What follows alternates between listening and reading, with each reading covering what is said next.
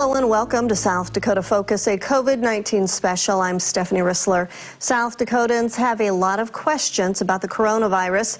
They also have questions about the decisions being made in an effort to slow down the spread. Joining me to help answer some of those questions live from Pierre, we have Governor Kristi Noem, Secretary with the South Dakota Department of Health, Kim Malsom-Risden, and the Commissioner of the Governor's Office of Economic Development, Steve Westra. Welcome to all of you. Thank you. Thank you. We are going to continue to take questions tonight. You can send those via text or email. The email address is sdfocus@sdpb.org, and our phone number to send a text is 956-7372. That's 956-SDPB. We are going to get started. I know we have been receiving questions for the last day and a half. All of those that we will be asking tonight have come from South Dakotans, except this first one. Governor, I'm going to start with you.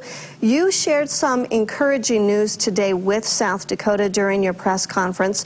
You spoke to the number of projected hospital beds that we thought would be needed when South Dakota would hit its peak, and now that looks like it has changed. Share with South Dakotans what those numbers look like and what that means. Well, hi, Stephanie, and thank you so much for doing this. I think it'll be very helpful to everyone who's tuned in and the people of South Dakota to get some information on how we can get through this virus and what it's doing to our state every day for the next several weeks. You know, today we had a press conference and unveiled some new projections for our state. If everyone will remember, back on March 10th is when we announced our first cases that were impacting South Dakota. We used national models, what we saw happening in other states and in other countries, to build a projection for the state of South Dakota using our demographics, people that may be of vulnerable age that we knew we had living in the state, or if they had pre-existing health conditions, and made projections for how that would look like when we hit our peak infection rate and hospitalization rate in South Dakota. With no mitigation efforts whatsoever, we were going to need over 10,000 hospital beds at our peak. So we came forward, put some social distancing guidelines in place, told people to stay home, to use some good hygiene practices, to wash their hands, said that groups couldn't be more than 10. They needed to be smaller than that in the state of South Dakota, and asked our businesses to be innovative in how they changed their practices, took care of their customers, but also taking care of their employees and keeping them healthy. When we did that, we pushed out our peak infection date to the middle of June. And we knew that from that, with the agreement with our 3 healthcare systems in the state, we would need about 5,000 hospital beds in the state of South Dakota on that date for COVID-19 patients. Now, since then, we've gotten more information. We've gotten more days and experience under our belt. We know how the virus is spreading in South Dakota, and we're using all that information to continuing to adapt those models and predict what we'll see here in South Dakota. Today I shared with everybody that we now believe that our statewide peak will still happen in the middle of June, but that we should need about half of the hospital beds that we originally thought, about 2,500 beds. That is really encouraging news for South Dakota. That means that our systems have the capacity to take care of folks that may require an elevated level of health care, and that we will be able to flatten that curve and do that in a way that makes sure that we can deal with what's coming at us. And I just want to remind everybody that the science of this virus tells us that we can't stop it, but we can take action to slow it down and make sure that as people catch the virus and become infected, that we're getting them the health care that they need to get through it. So the encouraging news is that all the work that South Dakotans have done the last several weeks, it's working. It is working, and I need you to stay committed to it. I'm still going to prepare with Sanford and Avera and Monument and the other healthcare entities in the state for that 5,000 bed capacity, just to over-prepare and over-plan. But the fact that our projections and the data tells us now that we're going to see less people needing hospitalization, that's just really good news for our state, and it's proof that what everybody is doing by taking personal responsibility really is working.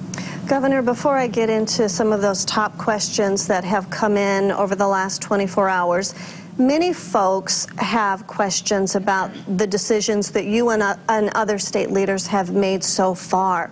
These are decisions that few people have had to make in our lifetime, if ever. Can you first talk to me about the pressure that this has put on you, your team, our other state leaders across the state, and the conversations that you've had with them as you've made these decisions? Well, I would say that I'm very blessed to have great people around me. I have been on dozens and dozens of phone calls with people across this country that are making decisions. The team we have here in South Dakota is outstanding. Our state epidemiologist, our Secretary of Health, are highly respected throughout the nation for their expertise and their knowledge. So I think the people of South Dakota can be reassured that we have a Class A team here in South Dakota advising me. Not only that, we listen and work daily with our healthcare systems, our professionals. Sanford Health has a research arm that's extremely helpful to us during this time.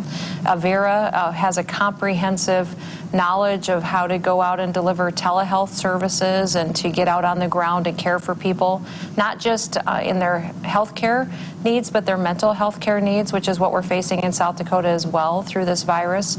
And then Monument Health has an amazing ability to triage and to deploy health care into remote and rural areas. That's been amazing expertise to have in the room. So I rely on the people around me and come back to the foundation consistently of using facts. I talk to people every day that are scared. They've got a lot of fear and emotion tied to this. And if we follow the science, what we know of the virus and the data and the facts that we see here on the ground, we'll make the best decisions for our people that are living here in South Dakota. And I want everybody to remember that, you know, I've lived here my entire life too. I've got a mom who's in the vulnerable population. She's got diabetes. I've got a son that's got severe asthma. I've got nephews that have pre-existing conditions as well. And I put myself in your shoes too. I know that when it's your family and you see how they could get very ill from this virus, I'm taking extra steps to put those precautions in place to make sure we protect as many people as possible. But I also know I can't stop the virus. So if we tackle this together and work together, that we can get through this situation and make sure that we come out strong on the other side. I'm going to ask the number one question that has come in so far. A lot of our viewers, our listeners, they're wanting a better explanation. They want to better understand the data in terms of making that decision regarding a government shutdown. Where will we need to be, or a state shutdown? Where will we need to be for you to make that decision? Well, we need to look at really what is happening in other states that have done that, the results that they've gotten, and what's happening here in South Dakota.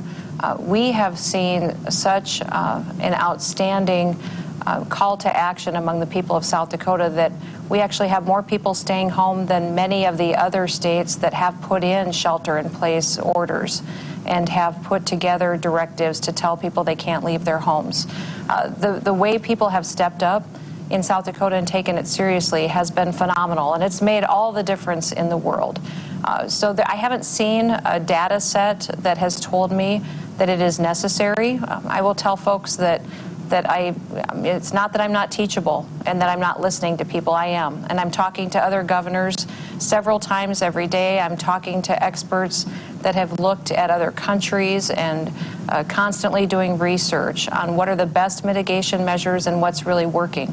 I just want to remind everybody, though, that I also consider the fact that whatever I put into place today, we have to sustain. I can't put a shelter in place for just 2 or 3 days or even 10 days. That it may be something that would have to stay in place until we reach our peak infection date. So I'm always asking myself, how long can I expect people to stay in their homes and still listen to the advice that we're giving them? If I tell you to go in your homes and not come out for 3 weeks, and it's not at the right time or it's not appropriate, and then 3 weeks from now I say, oh, I need you to stay for another 3, and nobody listens, and everybody comes out and decides they can't do it anymore, and then we have huge infection rates all at one time and it overwhelms our healthcare systems, that wasn't an effective approach. So I'm always looking at what is happening in other states. Is there facts that tell me it's necessary and it just hasn't been an appropriate move for South Dakota? Governor, if we should get to that point, do you feel that it should be universal across the state, or because the way we are laid out geographically, is it every community would be different? I think it's very different across the state of South Dakota. I can't imagine a circumstance where I would think it was appropriate statewide. We're just very different than the big populated cities, New York City, that you see on TV. We're spread out.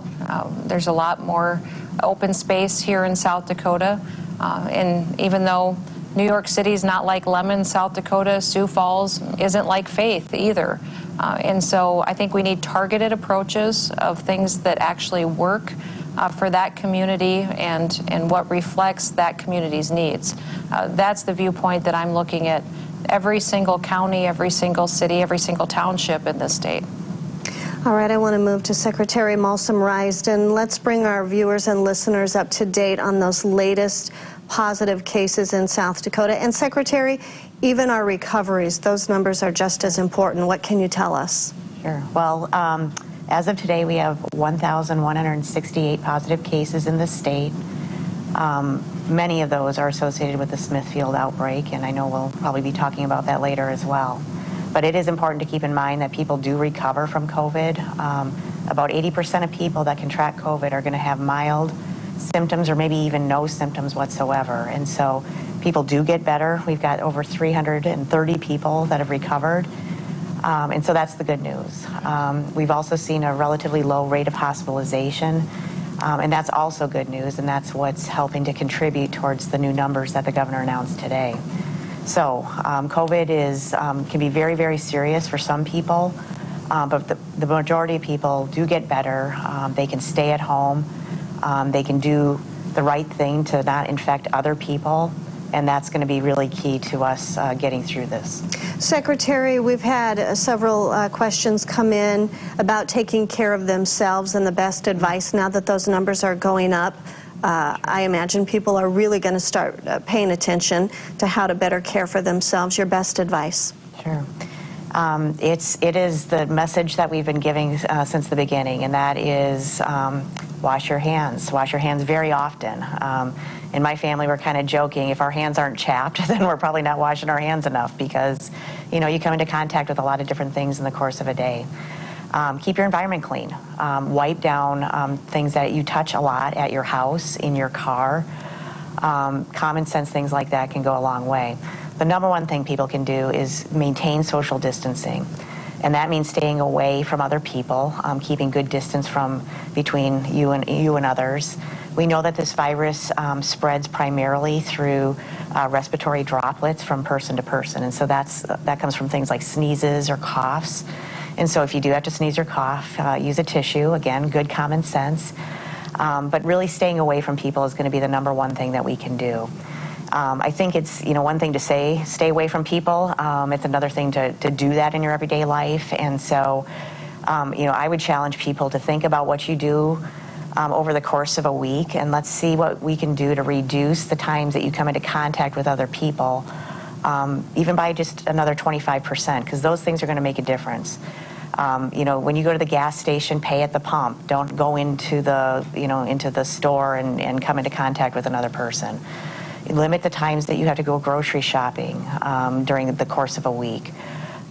Call your pharmacy and see if they can mail your prescriptions to you and save yourself a trip and come into contact with people. Just very practical things that I think we can do.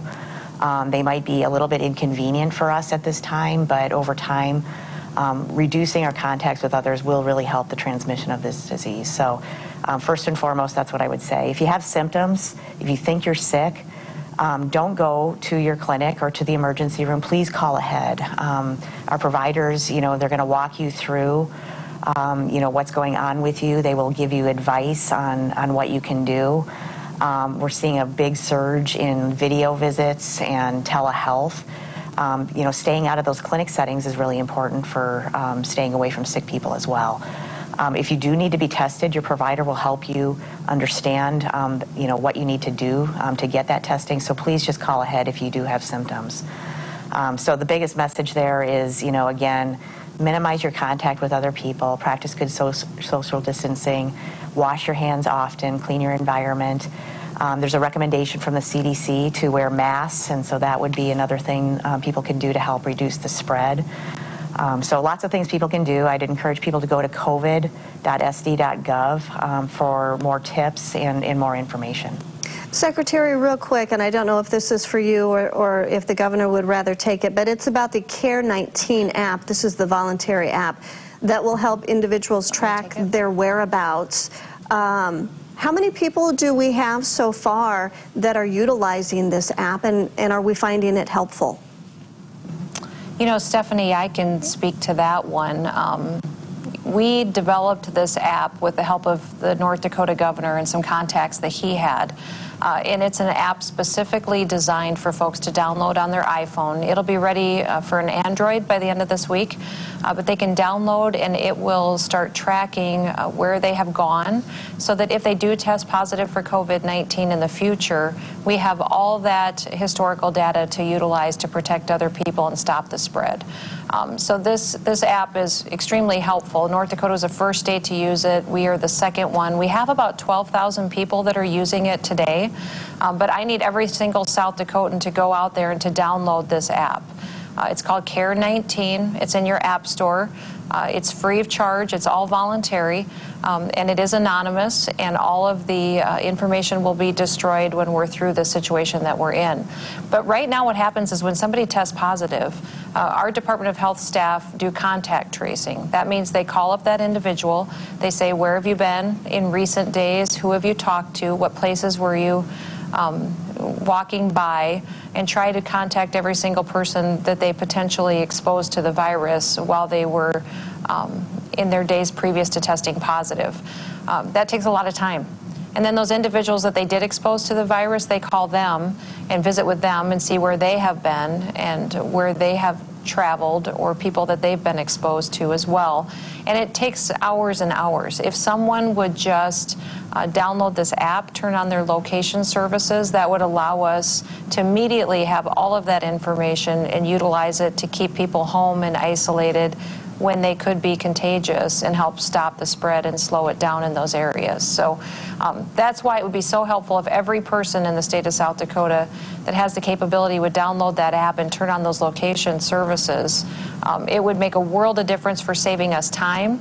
It would help us be much more proactive in identifying people immediately and isolating them. And then in the future, we're hoping to build out a feature where it could send you a notification on if someone does test positive that you were previously in contact with, that it would let you know that information too. So I would really encourage everybody to download the Care19 app and utilize it during the next several weeks. All right, Governor. If I might, Stephanie, could I just add one thing to that online? So the information that's part of the Care19 app is totally anonymous. So when you sign up, you're given a number that you maintain. And so if you fall into the situation where you test positive in the future, it's up to you to give that number so that we can have the information that that is in the app. And so people really do control that. It's totally anonymous, and it's safe to use for that purpose. All right, I have a question from a viewer that came in, and the viewer, her name is Michelle, and this question says, what measures do you have in place to support the reservations, which we know lack resources and are have significant numbers of vulnerable people in our state? And that's from Michelle. I think that's a great question. We're having regular phone calls with all of our tribal leaders and with their health care experts in our reservation areas to make sure that they have equipment, supplies, and have a plan for how we're going to address COVID-19 if it should happen to reach those areas and start to spread. We also have deployed and been working with IHS, Indian Health Services, which is a healthcare provider that has some presence out there on the reservations. They have been sent some Abbott ID tests, equipment and supplies that will help us do rapid testing there, and then making sure that we have the ability to get those folks that could need elevated levels of health care where they need to be. So that communication has been happening on a weekly and more often basis than that when they have questions and follow-up, and preparing for that population should they need some assistance, and if we should have an outbreak or spread in those areas, that we immediately get them the help and partnership that they require. All right, we're going to switch gears here. We're going to start talking about Smithfield Foods, because I also want to talk about the clinical trials, and we've also got Commissioner Westra with us as we talk about help for our small businesses. So, Secretary, I'm going to come to you next as we look at Smithfield Foods. What do we know in terms of the number of employees that have tested positive? How many are hospitalized? And we have seen reports, and I don't know if these are accurate, but there have been one death so far of one of the Smithfield employees. What can you tell us? Well, as of today, there are 518 employees of Smithfield who have tested positive. In addition, about 126 close contacts of those folks have tested positive as well. The number hospitalized has varied, but we have seen probably a handful of people hospitalized from that particular population. We do not have a confirmed death yet of anybody in the Smithfield population, and we'll report, keep those numbers updated as we go along. Secretary, we know that the CDC is planning on visiting, and from what I understand, it's tomorrow they'll visit the plant. Yeah. What is their mission in terms of visiting? What are they going to be doing? So we asked the CDC to come in and help provide technical assistance to a team that includes us at the State Health Department, includes the City of Sioux Falls, and it includes Smithfield. And so they have brought in a team of experts that have experiences from all different kinds of outbreak scenarios, including at places that deal with animal health. And so they will start tomorrow morning with a tour of the facility. They will look at the operation.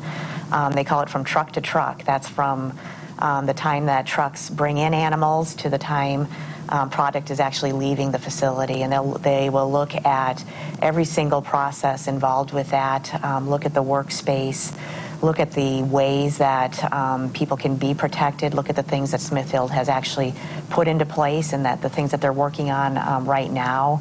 And we'll come out with some recommendations for what needs to happen so that that can be a safe workplace moving forward, so that we can ensure that employees can come back to work and be safe and do the critical jobs that they do. So we're very optimistic. It's a very collaborative effort, and we think it's going to be very, very good to be able to get that facility back up and running.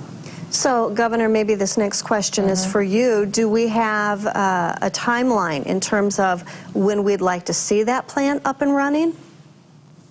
Well, we'd like to see it up and running as soon as possible that facilitates a safe environment for the employees. And so that's why the CDC is here. We asked them to come and to go through the facility and make sure we're partnering with Smithfield to get the mitigation measures in place that need to happen. But I've been working with the Vice President and the United States Secretary of Agriculture in Smithfield to come up with a plan to reopen.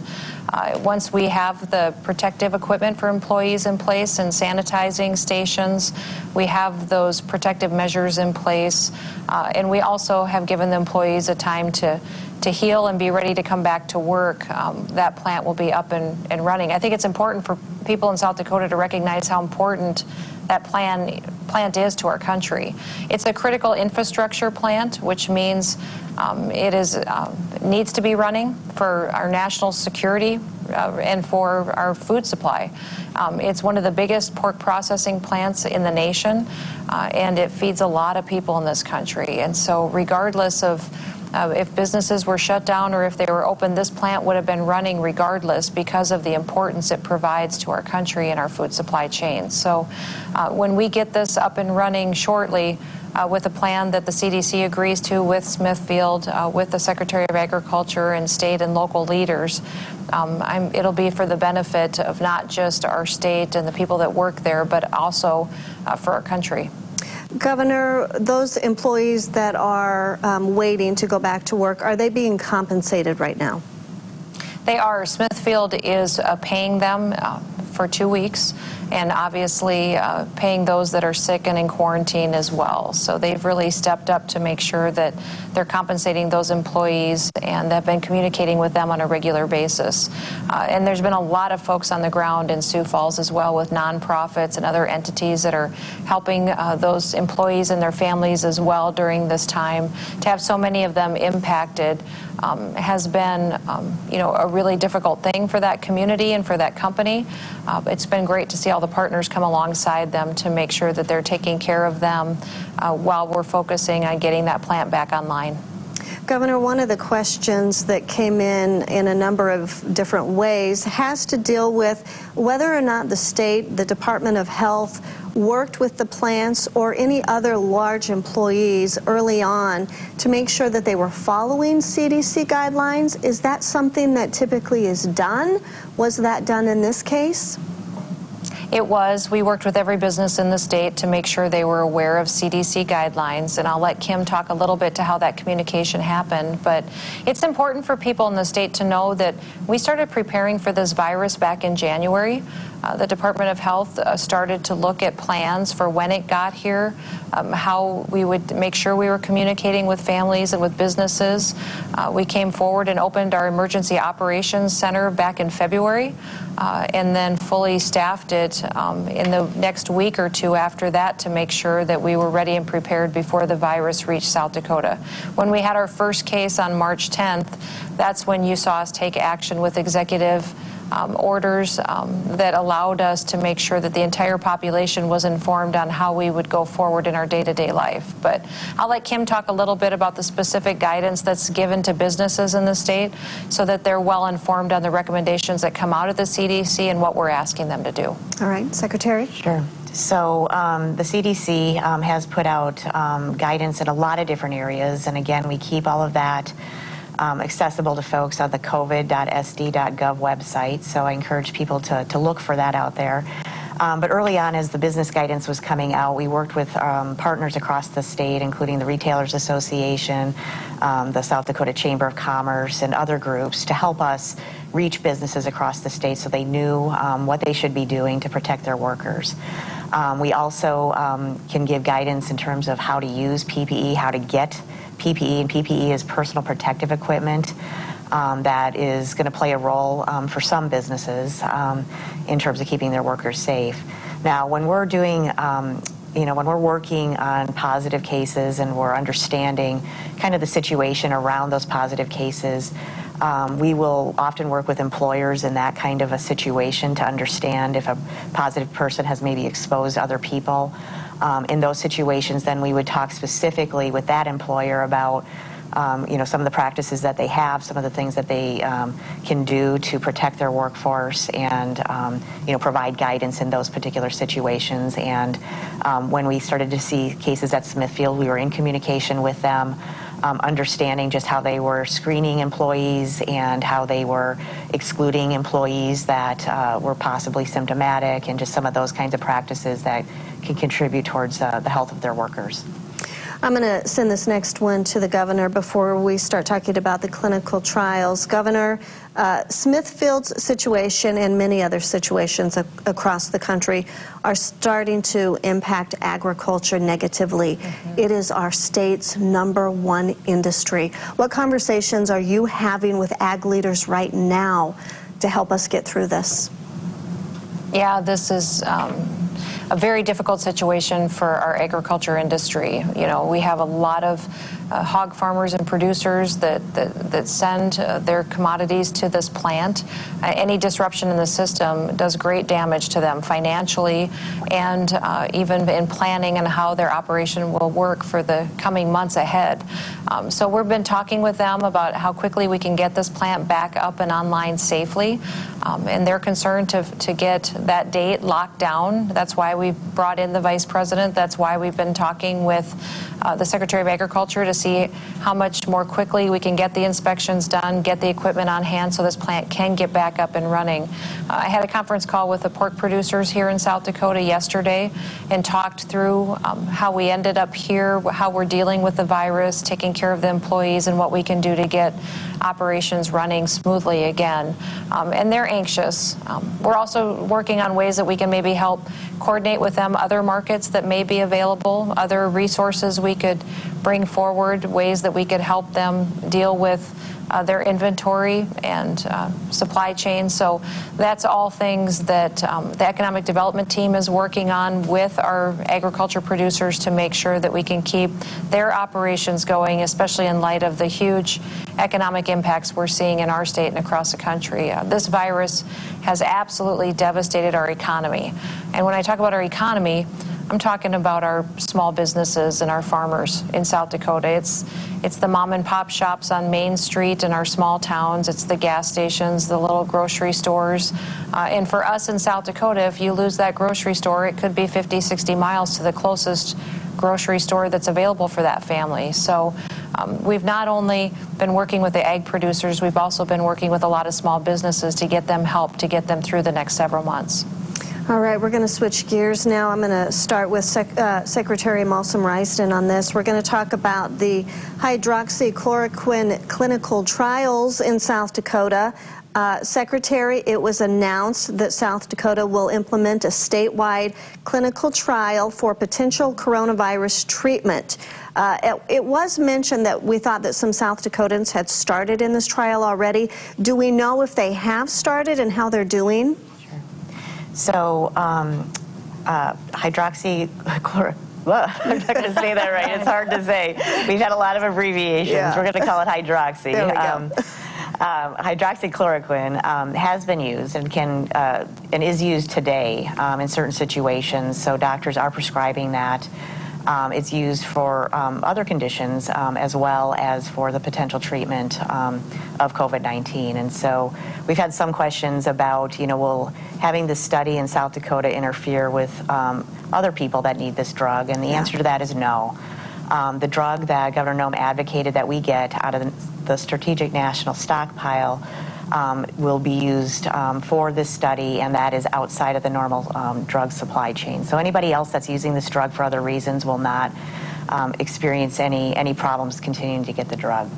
But back to your question, this is really exciting because we will see the opportunity for so many South Dakotans who either test positive for COVID-19 or who may have been exposed and are in a particular high risk contact group to have access to this drug. And we're going to be looking to see if it helps people who are positive have a less severe disease course.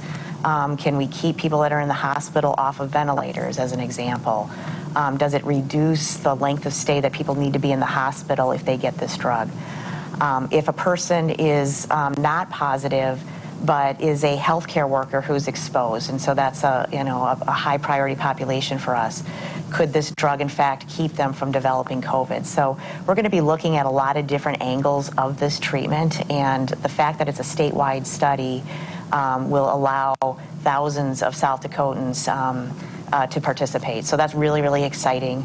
As I think folks probably know, it's being led by Sanford with sites also with Avera and Monument Health. And so to see that partnership happen and to see the sharing of information and data so that we can all be smarter when we're treating this disease, I think just really speaks volumes about the partnerships in our state.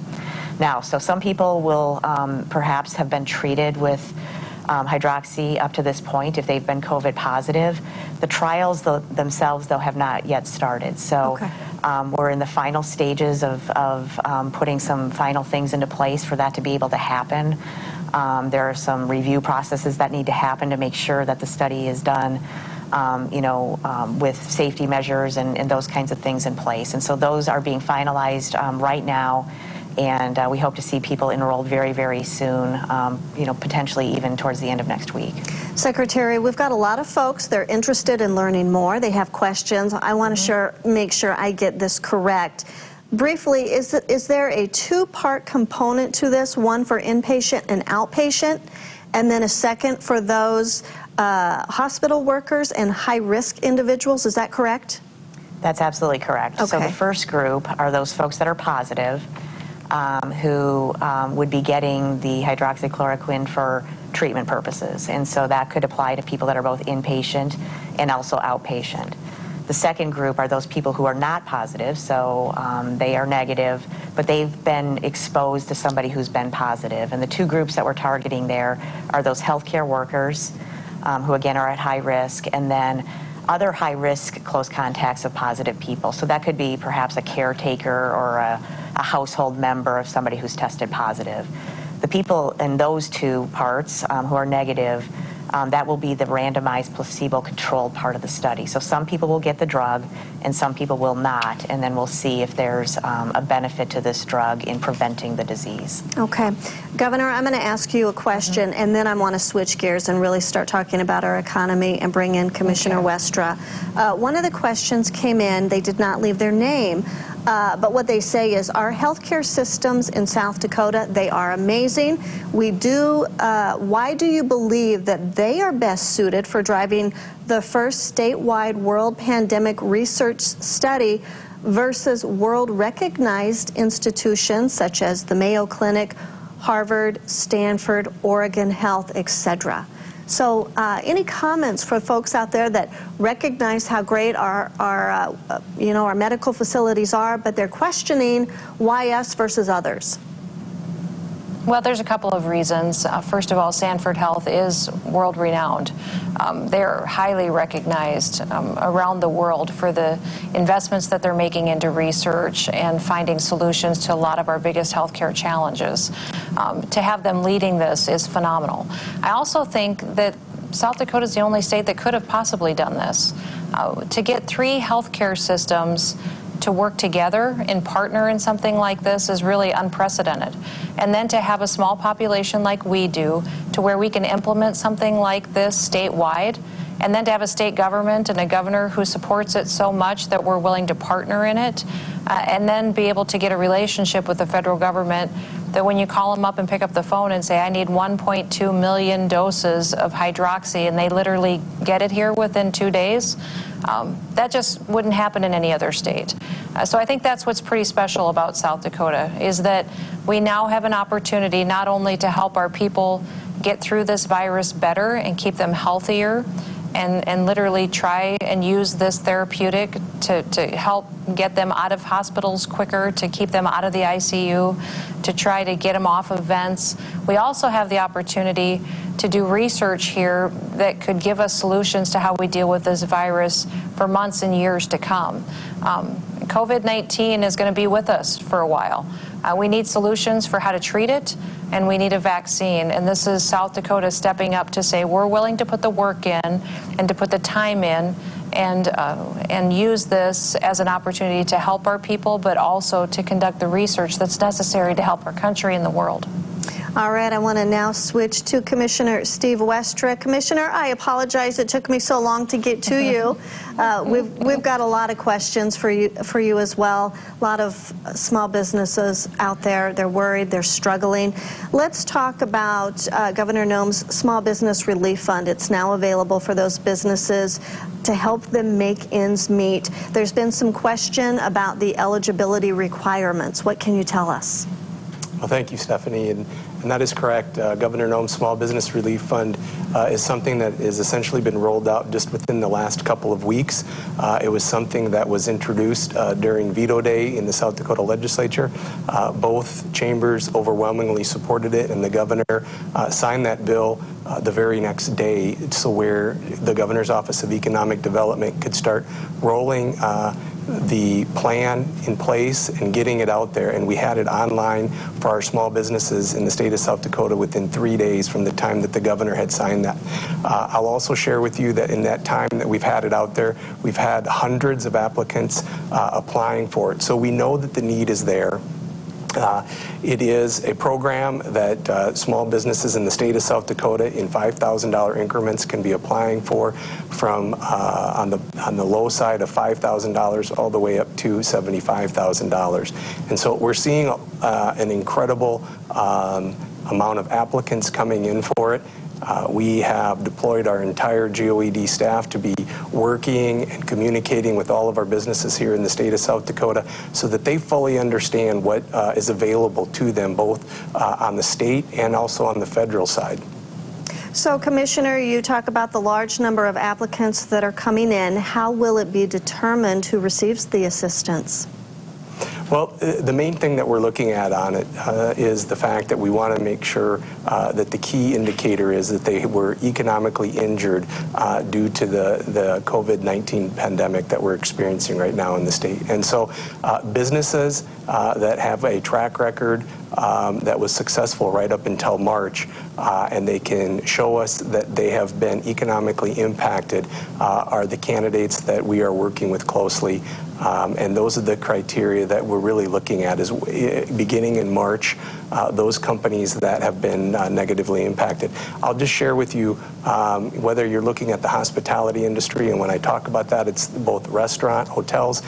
In many instances, those are businesses that were running, for instance, in the hospitality industry, well above the 90% occupancy level, and right after essentially March 15th, they dropped down into the single digits. The tourism industry in the state of South Dakota has been very negatively impacted. But I'll share with you, it really doesn't matter what the sector or what industry it is. We're seeing a domino effect across the board.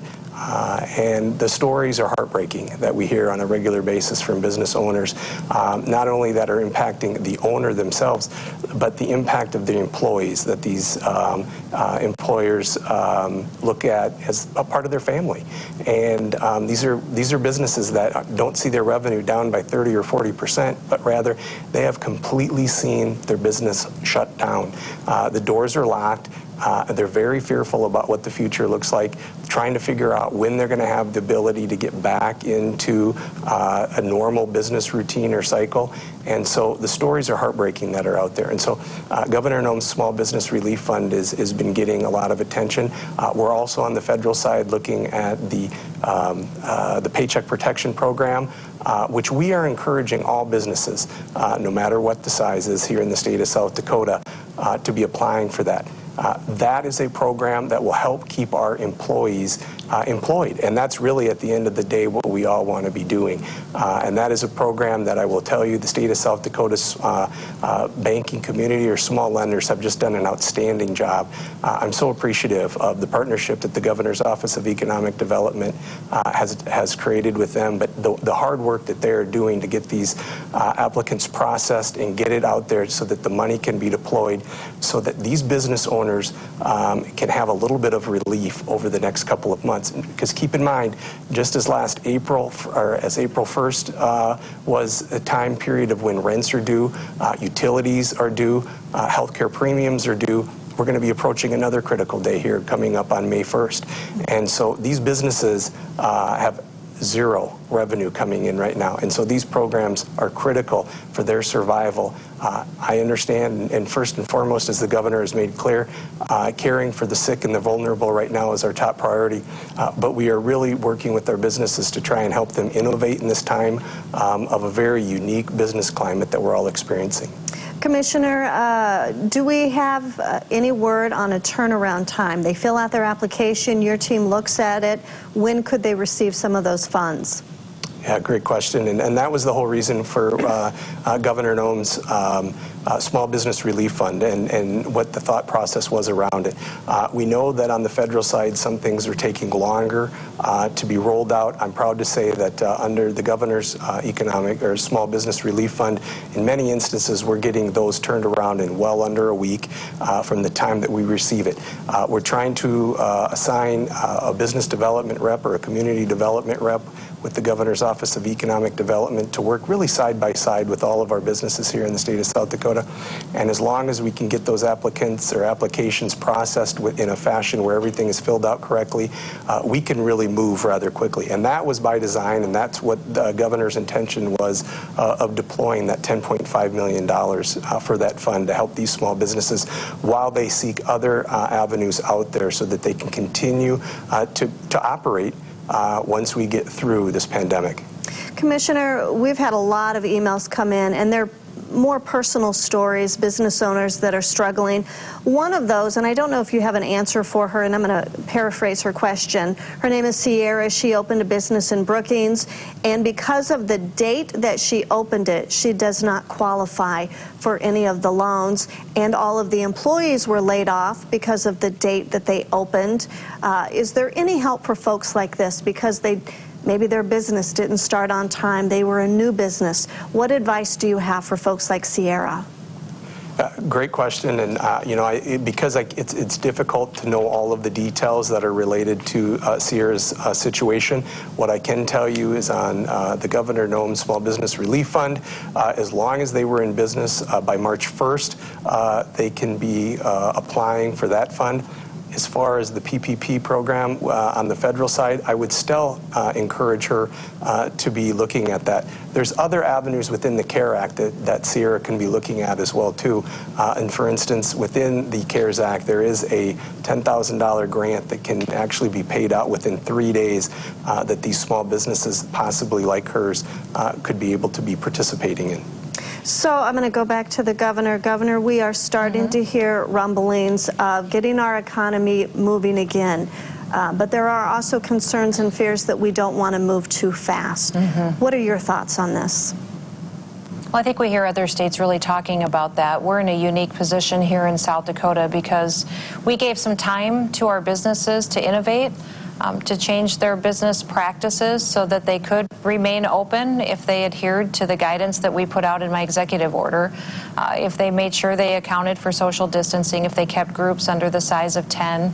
And we really allowed them to think out of the box and still protect people and the public and their employees while they were doing that. So we have a great business environment in South Dakota too, low tax structure, low regulatory structure.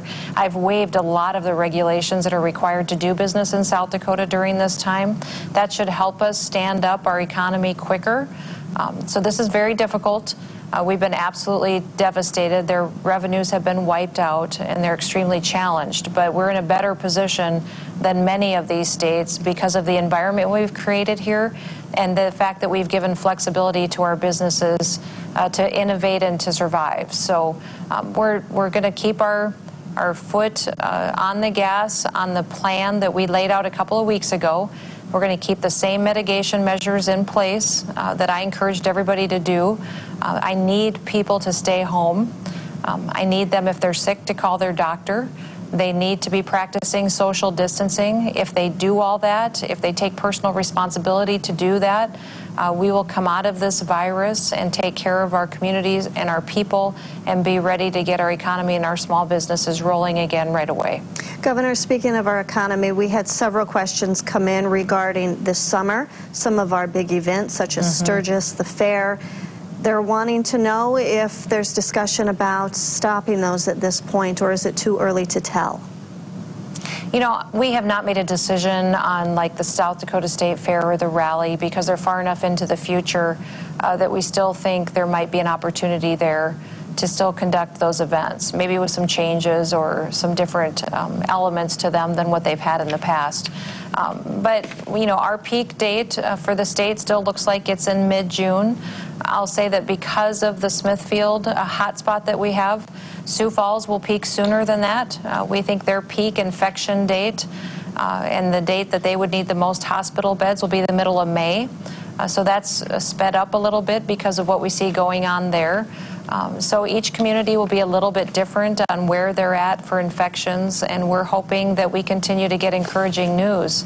And more therapeutics will help, more innovations and testing that allow us to go out there and have adequate supplies to test the population and get people back to normal activities will all make an impact on what we see in the coming weeks. So I obviously am planning to keep this same course through June. I would ask every family to plan that way as well. Beyond that, we'll continue to give as much guidance as we possibly can.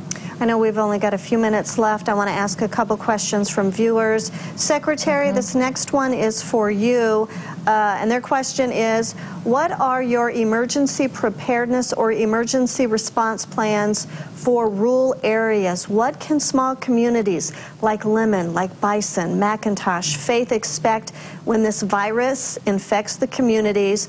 They only have a hospital in Hettinger, North Dakota with 27 beds and limited numbers. The question goes on and on. There is concern here from our rural members across the state. What is our plan? Well, we are working with communities across the state and healthcare providers across the state to be ready to take care of people that become sick. So rural communities are definitely part of that planning. We are actively working with all hospitals in the state to understand what their current capacity is, how many more people they can take care of within the structures that they have, what kind of staffing needs they would have to be able to take care of more people, so that we can be ready to have those 5,000 beds ready, as a worst case scenario. So rural communities play a role in that. We obviously know that the way healthcare works today is if folks need specialized care, they oftentimes will move from one hospital to maybe a hospital in a larger town, and so we expect that will happen to some degree as well. And so we're really working with hospitals across the state to make sure they're taking care of as many people as they can. They have the equipment and the supplies that they need, including that personal protective equipment, and that they have the staffing that they need to do that. So working very actively with every hospital in the state, and they've been extremely proactive in identifying what it is they can do to make sure they keep their community safe. Secretary, we've also had a number of questions about the western side of South Dakota in terms of confusion regarding how many tests are available, transparency of positive tests. I'm sure you and your team are hearing the same. What can you tell us? Well, I can tell you that every positive test of a South Dakota resident would be reflected in our numbers on the Department of Health website. So if there's a positive case, it will be in that count. We do have those positive cases broken down by county, and you'll see we also have aggregated kind of age ranges and then aggregated positive counts by sex. We are working on an upgrade to the information that we have on our website to include county-specific negative tests, and so people can anticipate seeing that here in the next several days, so we'll be excited to roll that out as well. Our data has really evolved as we've started this, and I think it's going to continue to evolve and be refined as we have more of it. So look for that constantly changing, but we're really trying hard to get the information out that people are asking for. We do know that West River, we've seen fewer positive cases. We also have not seen any, major upticks in hospital utilization. So it's not that we're seeing people that are getting sick that haven't been tested and ending up in the hospital. We're just seeing less activity overall.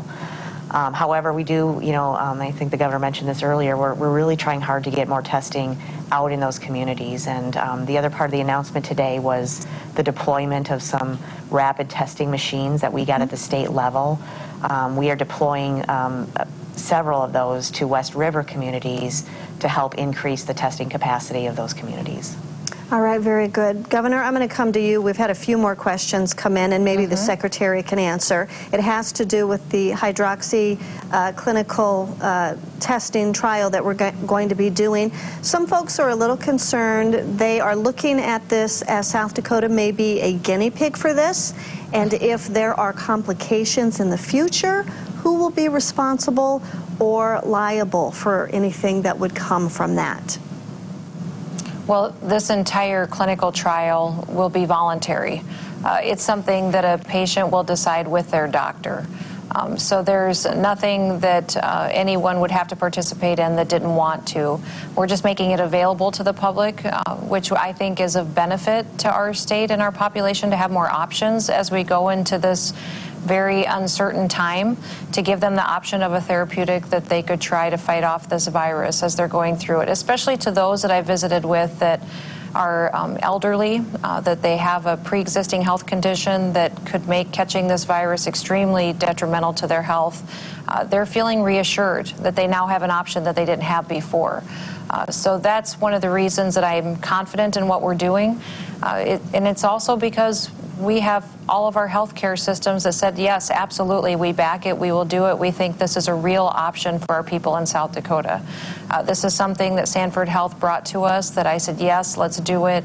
And Avera and Monument Health wanted to be partners as well. So we have phenomenal healthcare workers, doctors, researchers in these health systems that are excited about the opportunity to conduct this first ever statewide, state-backed trial. And I think for South Dakota, it shows that we're going on offense, that we're going to go on offense against this virus and give people as many tools as possible to protect them and their families.